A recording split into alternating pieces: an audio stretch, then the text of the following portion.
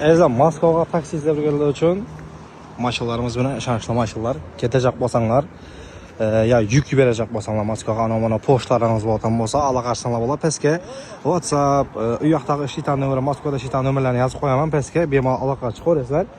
Pullarni kelishib beradi, yo'l kiraydi.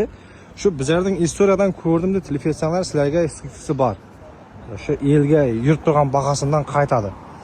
Yuklaringizni kelishib oladi.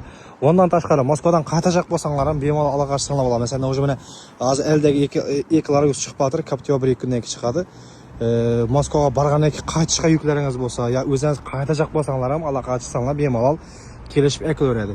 Pastga nimalar yozib qoldiraman, mashinalar ishonchli mashinalar. Mana Jahongirning o'zi gazini bostiribdi. Kirdi chiqdi odam mashinalarimiz bor. Kirdi chiqdi qadar kelib turibdi mashinalar. U yoqda Moskvada necha mashina bor? Moskvada 5 mashina bor. Yozib u yoqda da ishlab turgan mashinalar bor. Ularga da aloqasizlar, kirdi chiqdi olib qo'yaveradi. Hech deport etmay, boshqa etmay